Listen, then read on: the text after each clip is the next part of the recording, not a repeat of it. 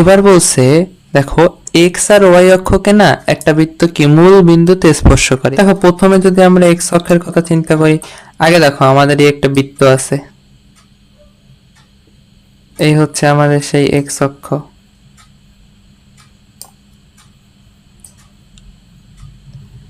আর এইটা হচ্ছে আমাদের মূল বিন্দু, আমরা এটা 0 0 লিখতে পারি যেহেতু আমাদের মূল বিন্দু।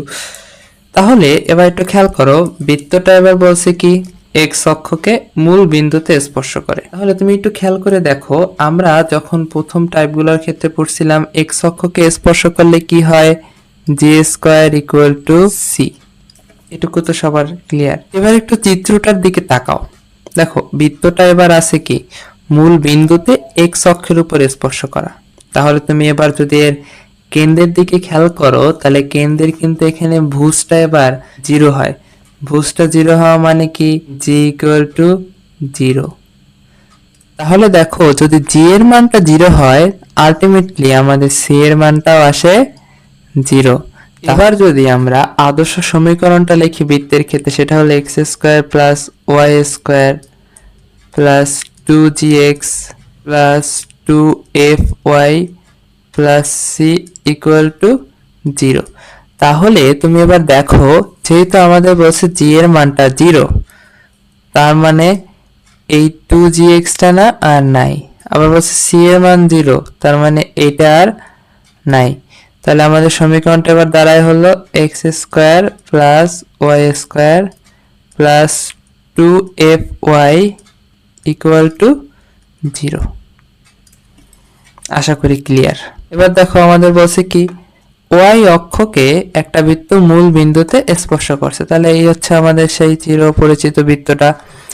বৃত্তটা কি ওয়াই অক্ষকে মূল বিন্দুতে স্পর্শ করছে। তাহলে এই হচ্ছে আমাদের সেই ওয়াই অক্ষ,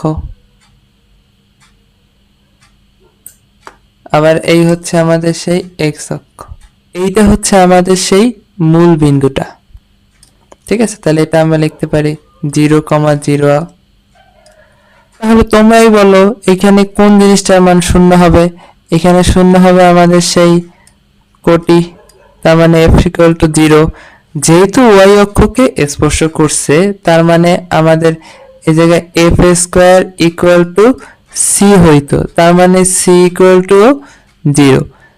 ঠিক আছে, এবার যদি আমরা সেই বৃত্তের আদর্শ সমীকরণটা নেই, সেটা হচ্ছে কি x square plus y square plus 2gx plus 2fy plus c equal to 0। তার মানে আমরা লিখতে পারি আমাদের এখানে কোন জিনিসটা 0, এফ এর মান 0, তাহলে এই জিনিসটা নাই। আবার কি সি এর মানও 0। তাহলে আমাদের এবার ইকুয়েশনটা দ্বারা এইরকম x square plus y square plus 2gx equal to 0। আশা করি তোমরা বুঝতে পারছো। এবার যদি একটু প্র্যাকটিস করো প্রত্যেকটা কনসেপ্ট এবং প্রত্যেকটা টপিক ধরে ধরে কোশ্চেন ব্যাংক থেকে বা টেস্ট পেপার যাই থাকুক না কেন, তাহলে দেখবো তোমাদের আর এইসব কনসেপ্ট আর ঝামেলা থাকবে না। আল্লাহ হাফেজ।